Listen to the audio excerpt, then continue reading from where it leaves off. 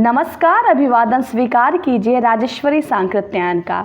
आज के special report में हम बात करेंगे कि आनंद मोहन सिंह की रिहाई से बिहार में किस दल के समीकरण बिगड़े और किसके बन गए। बिहार के महागठबंधन में इन दिनों मरता क्या नहीं करता वाली स्थिति है। जेल मैनुअल में हुई तब्दीली और बाहुबली नेता आनंद मोहन की रिहाई से तो यही लगता है कि वोट बैंक के लिए महागठबंधन अब कुछ भी करने को तैयार है। गोपालगंज के डीएम जी कृष्णैया के हत्या के मामले में आनंद मोहन उम्र कैद की सजा काट रहे थे। हालांकि आनंद मोहन की रिहाई कोई इत्तेफाक नहीं है। इसकी पटकथा पिछले कुछ वर्षों से लिखी जा रही थी, सो अब यह पटकथा पूरी हो गई है। लेकिन दिलचस्प बात यह है कि रिहाई की यह पटकथा उन लोगों ने लिखी है जो कभी उनके धूर विरोधी हुआ करते थे। बहुत से लोगों को मंडल कमीशन का वह दौर याद होगा। 1990 में जनता दल के टिकट पर जब पहली बार आनंद मोहन महिषी विधानसभा से विधायक चुने गए तो सबसे पहला काम उन्होंने मंडल कमीशन का विरोध करने का किया। इसके खिलाफ वे सड़कों पर उतरे, राजपूतों के बीच अपनी पकड़ बनाई और अन्य सवर्ण वोटरों के मन में अपने प्रति सहानुभूति जगाने में वे कामयाब रहे। वैशाली लोकसभा उपचुनाव में उनकी पत्नी लवली आनंद ने आरजेडी को पटखनी दी और संसद पहुंच गई। लेकिन अब यह सब पुराने दिनों की बात है। राजनीति में कोई भी संबंध अस्थायी नहीं होता, सो कल के धूर विरोधी आज एक साथ नजर आ रहे हैं। लेकिन बदलती राजनीति के इस दौर में भी लोगों को यह जानने का पूरा हक है कि उन विचारधाराओं का क्या हुआ जिसकी राजनीति ये राजनेता कर रहे थे। क्या राष्ट्रीय जनता दल और जनता दल ने मंडल कमीशन का मोह त्याग दिया है, या फिर आनंद मोहन यह मानने लगे हैं कि मंडल कमीशन का विरोध करके उन्होंने बड़ी भूल की थी। पिछले कुछ वर्षों में राष्ट्रीय जनता दल ने भी अपनी छवि सुधारने की कोशिश की है। आमतौर पर राष्ट्रीय जनता दल को सवर्ण विरोधी और पिछड़ों दलितों की राजनीति करने वाला दल माना जाता है, लेकिन आनंद मोहन की छवि ठीक इसके विपरीत है। राष्ट्रीय जनता दल का माई समीकरण आज भी यह भूल पाने की स्थिति में नहीं है कि आनंद मोहन की छवि न सिर्फ बाहुबली नेता वाली है, बल्कि वे दलित और पिछड़ा विरोधी भी हैं। दूसरी ओर राष्ट्रीय जनता दल है जो आज भी माई समीकरण को लेकर बेफिक्र और सवर्ण वोटों की सेंधमारी करने में लगा है।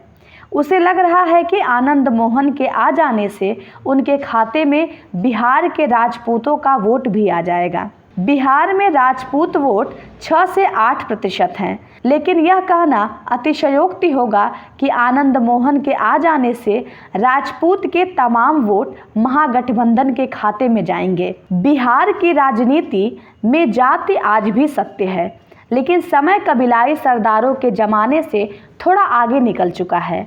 आनंद मोहन के आने या उनके कहने से राजपूतों के कुछ वोट इधर उधर हो सकते हैं, लेकिन पूरा राजपूत समाज महागठबंधन के पक्ष में उठ खड़ा होगा। यह कहना अतिशयोक्तिपूर्ण ही है। महागठबंधन के लिए यह दो नाव पर सवारी करने जैसा हो सकता है। युद्धों के इतिहास में एक बात अक्सर देखने को मिलती है कि राजा मुख्य किले को लेकर बेफिक्र है और उसने दूसरे किले पर चढ़ाई शुरू कर दी है। दुश्मन को यह बात पता है कि राजा और उसके सैनिकों का ध्यान अभी भी दूसरे किले पर लगा है, सो दुश्मन मुख्य किले को अपने कब्जे में ले लेता है। सारे हथियार और गोला बारूद मुख्य किले में ही हैं, सो राजा दूसरे किले की लड़ाई भी हार जाता है। हम में से कई लोगों को बिहार की राजनीति का वह दौर याद होगा जब सवर्णों को कांग्रेस का वोटर माना जाता था।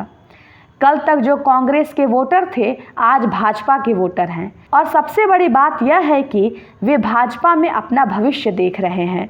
उनके सोचने का ढंग भी बदला है और इसलिए राजपूत हो या भूमिहार, ब्राह्मण हो या कायस्थ, उन्हें आनंद मोहन जैसे नेताओं में अपना कोई भविष्य नजर नहीं आ रहा है। पिछले कुछ वर्षों में भाजपा ने दलितों पिछड़ों को अपनी ओर आकर्षित करने में कामयाबी पाई है और निश्चित रूप से दलितों पिछड़ों को यह समझाने में कामयाब होगी कि डीएम जी कृष्णैया के हत्यारोपियों को रिहा कर महागठबंधन ने दलित विरोधी काम किया है, क्योंकि तेलंगाना के रहने वाले आईएएस अधिकारी जी कृष्णैया दलित समुदाय से आते थे और ईमानदार अधिकारी माने जाते थे। आने वाले चुनावों में संभव है कि बिहार की राजनीति में कुछ पुराने समीकरण टूटे और कुछ नए समीकरण बने। हालांकि भाजपा ने भी अभी तक खुलकर आनंद मोहन की रिहाई का विरोध नहीं किया है। भाजपा तब भी चुप थी जब आनंद मोहन की रिहाई के लिए जेल मैनुअल में बदलाव किया जा रहा था। शायद भाजपा को भी राजपूत वोटों की चिंता थी। भाजपा अब आनंद मोहन की रिहाई का विरोध करने लगी है, लेकिन दूसरे तरीके से। अब भाजपा कह रही है कि आनंद मोहन की रिहाई तो ठीक है, लेकिन उनके साथ 27 अन्य अपराधियों को क्यों रिहा किया गया है। दूसरी ओर भाजपा यह भी बताने की कोशिश कर रही है कि आनंद मोहन को रिहा कर महागठबंधन ने दलित विरोधी काम किया है। इससे भी ज़्यादा दिलचस्प बात है आनंद मोहन के वे समर्थक जो उनकी रिहाई के अवसर पर उनसे मिलने सहरसा पहुंचे थे। बिहार और कोसी के विभिन्न क्षेत्रों से सहरसा पहुंचे उनके कई समर्थकों का कहना यह था कि वे आनंद मोहन की रिहाई का स्वागत करते हैं, लेकिन वे लोग आनंद मोहन को जनता दल, राष्ट्रीय जनता दल के साथ नहीं देखना चाहते। वे आनंद मोहन को भाजपा के साथ देखना पसंद करते हैं। महागठबंधन ने एक जमाने के जानी दुश्मन को भी एक साथ लाने की कोशिश की है। पिछले वर्ष नवंबर में बेटी की सगाई के अवसर पर आनंद मोहन पैरोल पर रिहा होकर आए थे। इसके लिए पप्पू यादव को भी न्योता भेजा गया था। गलबहिया करते हुए दोनों की तस्वीरें सोशल मीडिया पर खूब वायरल हुई थी। यूं ही तो यह एक औपचारिक मुलाकात थी, लेकिन इसके कई राजनीतिक मायने निकाले गए। यह सवाल भी दागा गया कि क्या एक जमाने के जानी दुश्मन अब एक साथ आएंगे। कोसी क्षेत्र में इन दोनों की जानी दुश्मनी के कई किस्से आज भी मशहूर हैं। दोनों गुटों के बीच कई बार गैंगवार की घटनाएं हो चुकी हैं। 90 के दशक में दोनों गुटों के बीच आपसी वर्चस्व को लेकर हुए संघर्ष में कई जाने जा चुकी हैं, तो सवाल उठना लाजिमी था ही। लेकिन बिहार के वर्तमान राजनीतिक परिदृश्य पर गौर करें तो पाएंगे कि महागठबंधन के लिए पप्पू यादव आज ज़्यादा लाभदायक हैं, न कि आनंद मोहन। इसके कई कारण हैं। पहला कारण तो यह है कि पप्पू यादव माले नेता अजीत सरकार हत्या मामले में सबूतों के अभाव में बरी किए जा चुके हैं, लेकिन डीएम जी कृष्णैया हत्या मामले में आनंद मोहन को निचली अदालत ने फांसी की सजा सुनाई थी, जिसे हाईकोर्ट ने उम्र कैद में बदल दिया। आनंद मोहन के समर्थक भले यह कहें कि डीएम हत्याकांड मामले में वे निर्दोष हैं, लेकिन सत्य तो यही है कि इस पर कोर्ट भी मोहर लगा चुका है। इसलिए ऐसा कहना कि वे पूरी तरह निर्दोष हैं कहीं न कहीं कोर्ट की अवमानना ही है। दूसरा और सबसे बड़ा प्रमुख कारण यह है कि जेल से रिहा होने के बाद पप्पू यादव ने लगातार अपनी छवि सुधारने की कोशिश की। बाहुबली नेता वाली छवि को त्याग कर वे लोगों के बीच गए, उनके सुख दुख से नाता जोड़ने की कोशिश की। माई समीकरण को आज भी पप्पू यादव के प्रति सहानुभूति है और बहुत से लोगों को यह जानकर हैरानी हो सकती है कि सवर्णों के मन में भी उनके प्रति सहानुभूति उपजने लगी है। हालांकि आज भी उनके खिलाफ कई संगीन मामले विभिन्न अदालतों में लंबित हैं। दूसरी ओर आनंद मोहन को बाहुबली वाली नेता की छवि से बाहर निकलने में अभी लंबा वक्त लगेगा। जनता दल, राष्ट्रीय जनता दल इस सत्य से परिचित है कि पप्पू यादव उनके लिए अधिक फायदेमंद हो सकते हैं, लेकिन वे पप्पू यादव के भरोसे नहीं रहना चाहते।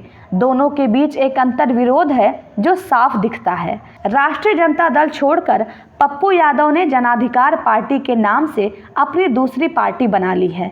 उनकी पत्नी रंजीता रंजन कांग्रेस से सांसद रह चुकी हैं और जानी मानी नेत्री हैं। अंदाजा यह भी लगाया जा रहा है कि पप्पू यादव की पार्टी का विलय कांग्रेस में हो सकता है।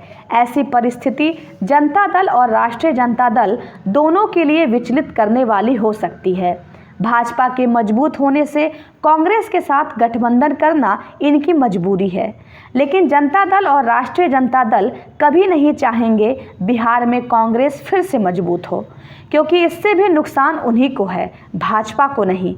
आनंद मोहन की रिहाई से वोट बैंक कितना प्रभावित होगा यह तो समय बताएगा, लेकिन इतना तय है कि उनकी रिहाई से आने वाले कुछ दिनों तक बिहार की राजनीति का पारा चढ़ा रहेगा। आप देख रहे थे स्पेशल रिपोर्ट।